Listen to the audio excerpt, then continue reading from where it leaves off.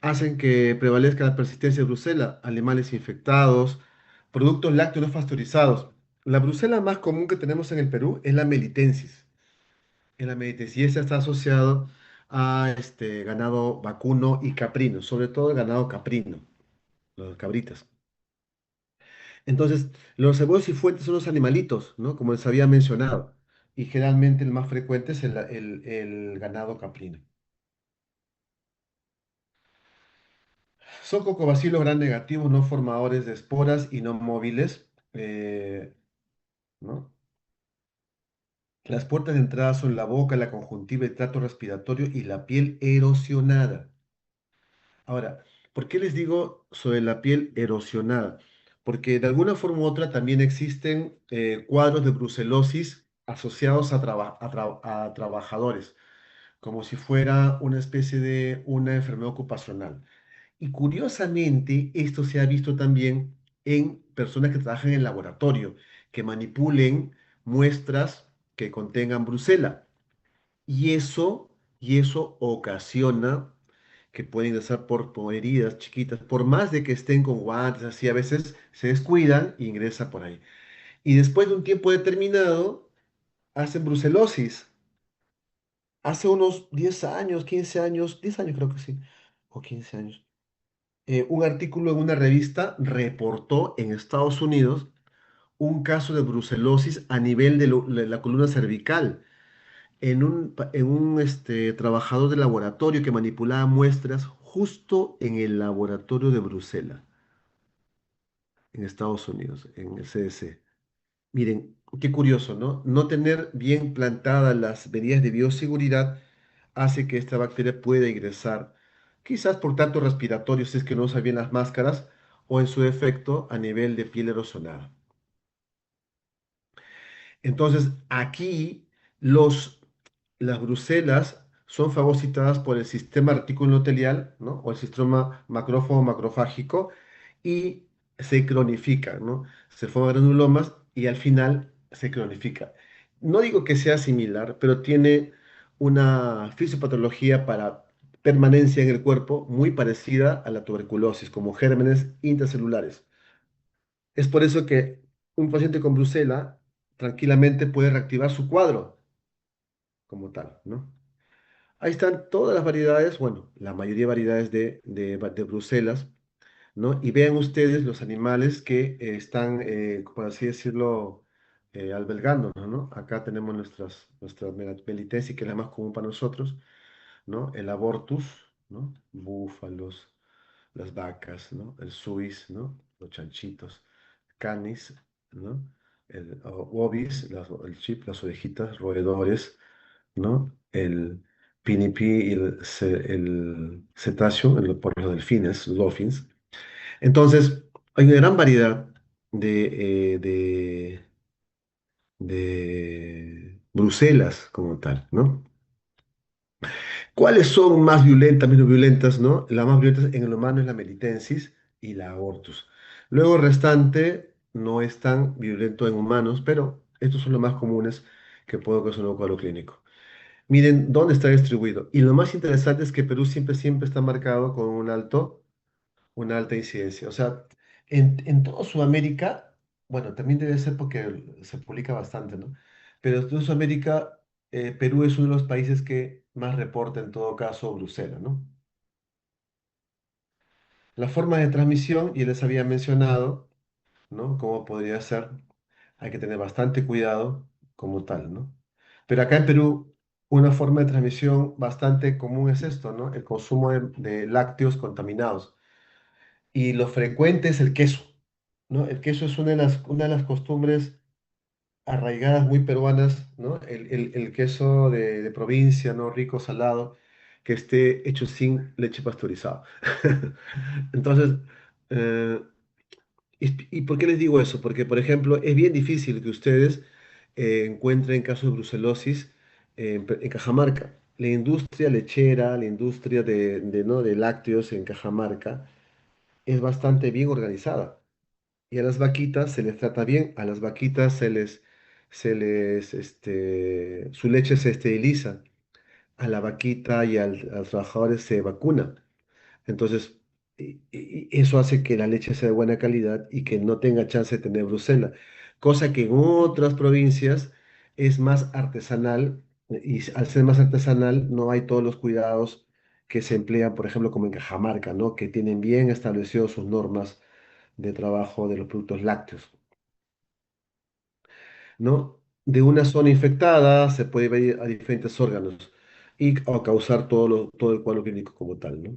Muy parecido, pues se le digo, parecido a nuestro amigo la tuberculosis. Entonces, uno puede tener fácilmente, ¿no?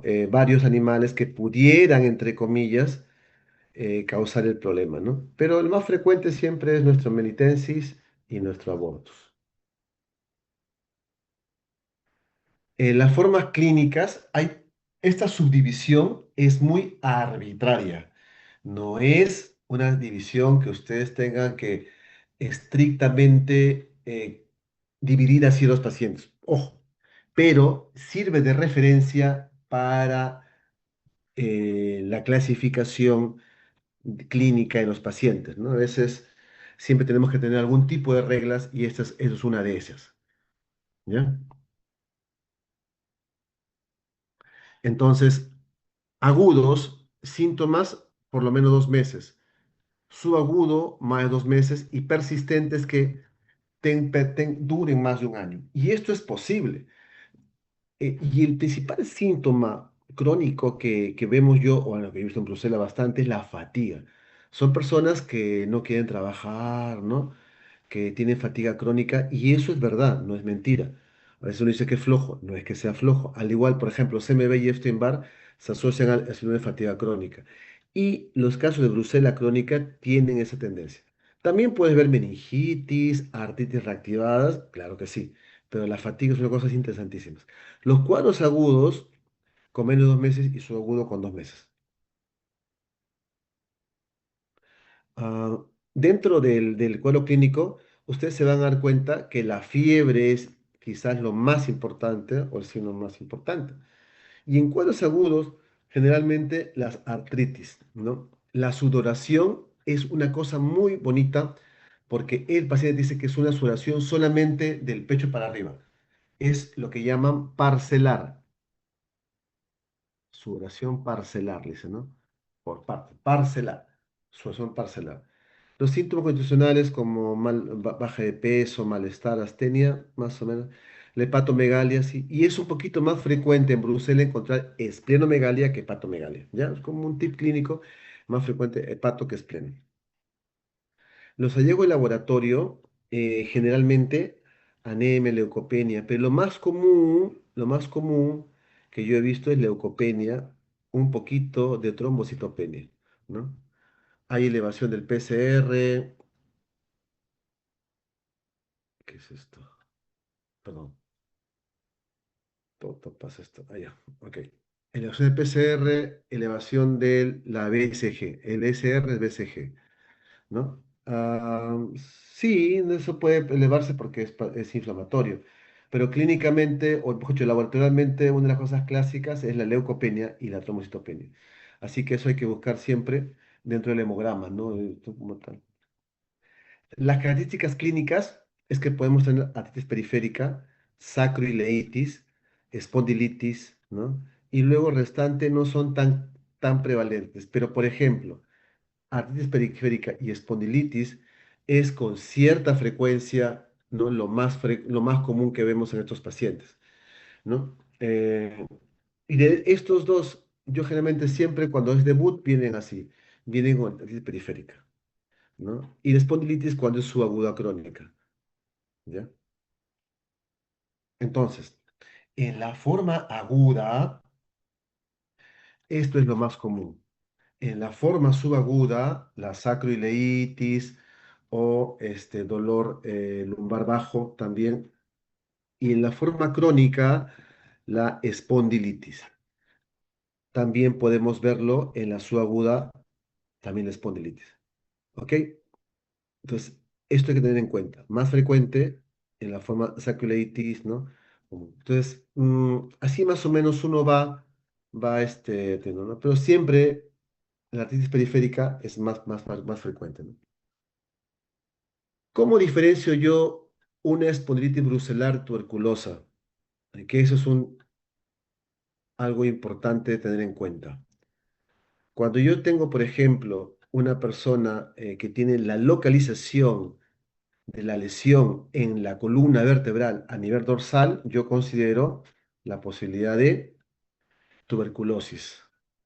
Si yo lo tengo a nivel lumbar, ¿no? Lumbar es más frecuente brucelosis.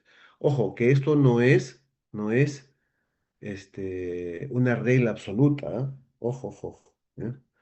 Radiografía lisis lítica del hueso y en la espondilitis lesiones líticas y blásticas. ¿A qué se refiere blástica? A la generación de nuevo hueso y líticas a la pérdida de hueso.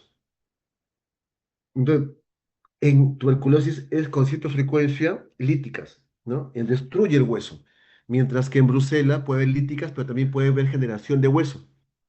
¿Cómo dicen esos huesos? Es que lo inflama tanto que pareciera que la cicatrización produce nuevo hueso, ¿no? Y eso se puede ver. Hay un signo que se llama signo de Pons. El signo de Pons es con cierta frecuencia, ¿no? La generación de hueso. El diagnóstico es, claro, la epidemiología, el examen físico, ¿no? La presencia de fiebre y las pruebas de serología y cultivos que siempre hay que hacer, ¿no? Los cultivos, en el pasado, si yo les preguntara solamente como historia de la medicina, porque realmente ya no usamos esto, el cultivo en el medio Ruiz Castañeda era lo que nos presentaba. Yo todavía he visto en mi época de residente Ruiz Castañeda, porque ahorita ya dónde estarán, pero ya eso ya no se usa. Usamos los frascos de lisis centrifugación, que son los automatizados. Y realmente tienen una buena sensibilidad, mejor que incluso que Ruiz Castañeda, ¿no? Pero una de las cosas curiosas en los tiempos es que las pruebas de Ruiz Castañeda eh, tendemos a ser positividad más precoz que los otros. ¿Pero por qué motivo? Porque probablemente es la revisión de la lámina o del frasco, ¿no? Mientras que en la de lícita centrifugación la revisión no la hacemos nosotros, sino lo hace la máquina. La máquina sensa el crecimiento o el consumo de carbono dentro del frasco del hemocultivo y está tanteando, ¿no? Entonces, eso es lo que más usamos, pero pese a eso es muy sensible, ¿no? En formas agudas y en formas crónicas. Una prueba importantísima, pero ya no se emplea con tanto porque los cultivos están llegando a buen porcentaje, son los aspirados de médula ósea. Cuando yo era residente y los médicos, antes que yo hice mi internado en 2022 y los médicos de los 80, 90 mencionan que antes, ¿no?, hacían más aspirados de médula ósea por brucela y lo encontraban. ¿Por qué motivo? Porque a nivel de médula ósea puedes encontrar macrófagos, ¿no? Células linfoides también, y ellas pueden albergar intracelularmente a las brucelas, ¿no? Es mucho más alto, ¿no?, el diagnóstico como tal, ¿no? ¿Cómo diagnosticamos? Yo realmente, al igual que esto, siempre pido mi placa, mi tubo, donde capto y 12 bengala. También existe el lateral flow, también existe la prueba de anticuerpos bloqueadores como tal, pero con estos cuatro es suficiente. Entonces, en la placa, es que es una prueba de una gota donde que uno una placa, 8 minutos y ya está, ¿no? El diagnóstico. El tubo sí demora 2 a 3 días. Epstein-Barr, 2 a 3 días, y Rosa Bengala es rápido. ¿Ya? Entonces, si ustedes se dan cuenta, el diagnóstico de Brucela es bastante bizarro porque muchos cuadros clínicos pueden dar esto. Hay que tener bastante paciencia. Y lo otro es que no se puede hacer diagnóstico con una sola prueba. O sea, Rosa Bengala no, se pide todo el panel, porque basta que tenga una prueba positiva para poder sospecharlo y tratarlo y ver si responde o no al tratamiento. ¿Ok? Pero es importante haber tomado cultivo. Ya cuando tienes cultivos positivos, eso pues no te vas a poner a pensar con esa Brucela, ¿no? Es Brucela, ¿no? El lateral flow que les mencionaba, ¿no? Que son anticuerpos para ver anticuerpos por inmunocromatografía. Esto yo lo he visto en mi época porque había un programa en en el hospital y que le hacía de forma gratuita a los pacientes las pruebas de Bruselas y era una gran cosa y nos daban estos materiales lateral flow. Colocabas la gotita y veías si pintaba o no pintaba, era positivo y ya está, ¿no? Pero bueno, no, a veces sí tiene, a veces no. El otro más específico es la PCR, es muy buena prueba en sangre o no. La única dificultad de la PCR es que lamentablemente no son estandarizados por laboratorio. Muchas veces los biomoleculares utilizan los primers que ellos mismos fabrican, ¿no? O sea, quiere decir que no está estandarizada la prueba, ¿ya? En el tratamiento, ah, van a encontrarse unos libros que dicen con doxy, con rifa, ¿no? Otros que dicen doxy con gentamicina. Y lo que les quiero decir es que el tratamiento de elección es, o mejor dicho, la base del tratamiento de la brucela es con doxiciclina. Doxiciclina, así que eso tenganlo en cuenta, ¿no? Doxiciclina. Normalmente damos doxi más genta. En el pasado empleamos doxi con rifa, pero esta tiende a ser, por así decirlo, como les digo, utilizado menos frecuente, porque aparentemente la rifa disminuye los valores de Doxy, o ajá, disminuye el Doxy, y eso hace un problema, porque Doxy es el tratamiento de elección, no es el tratamiento, como dice, de primera elección del libro. Pero por ese motivo es que actualmente se propugna que si un paciente hace brucelosis de forma aguda, se le dé doximagenta, ¿no? Doximagenta y una segunda opción, si es que no puede ser vigente por X motivo, es doximas rifa. Normalmente la gentamicina se da por 1 a 2 semanas, nada más. Y ahí se continúa solamente con rifa. Mientras que con doxi, los dos se tienen que dar juntos por el lapso de 6 semanas, si es que fue el caso, o más tiempo. ¿Ok? Entonces, la infección puede recaer, ¿no? Puede recaer, ¿no? Y lamentablemente eso puede pasar, ¿no? Otras complicaciones comunes son la artritis, ¿no? Por brucela, la orquiepididimitis, ¿no? También por brucela. Y un diferencial interesante de endocarditis es la brucela, también la brucela. ¿Ok? Nosotros hemos presentado un artículo hace un año en la revista americana de medicina tropical sobre brucela como tumor cerebral. Y solamente en el mundo había reportado 6 casos, por ejemplo, ¿no? Interesante la brucela. Ya. Ok. Entonces, Doxy más gentamicina es el tratamiento ideal inicialmente. Y si no, Doxy más rifampicina. También es la otra opción. Una de las quinolonas que tiene acción sobre brucela siempre es la ofloxacin. Ofloxacin. ¿Ok? Ofloxacino es posible que se pueda utilizar, pero acá en el Perú no hay, ¿no? Acá tenemos Doxy magenta o Doxy más rifa, ¿no? Acá mismo, por ejemplo, para que vean los tratamientos que se tienden a dar, ¿no? Hay gente que da incluso Doxy más rifa magenta. Pero revise muy bien la literatura, es Doxy magenta, ¿no? Doxy magenta es lo más frecuente. El tiempo de tratamiento es generalmente 6 semanas, como lo promueve la OMS. ¿Ya? Así que, apúntenlo bien, son 6 semanas de doxiciclina y de 1 a 2 semanas de gentamicina. Ah, Alternativamente, en vez de genta, usar estreptomicina, pero eso tiene muchos problemas con la toxicidad. Ah,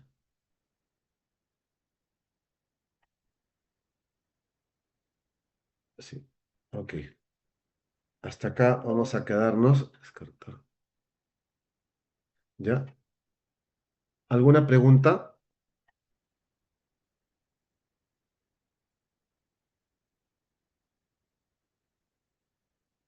chicos?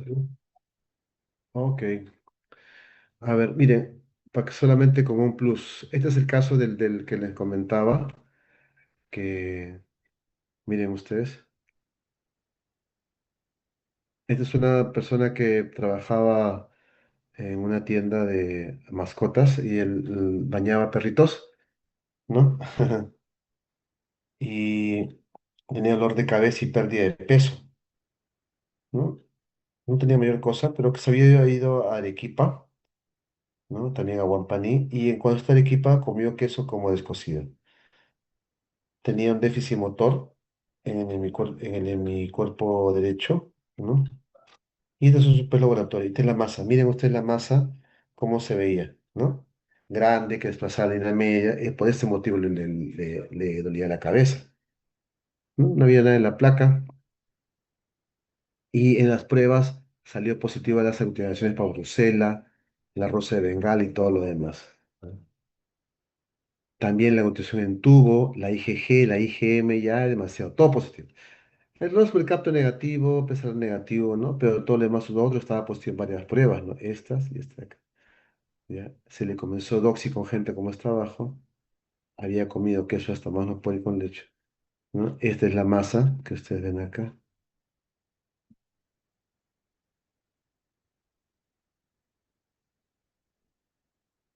¿Ok? Esta es la masa.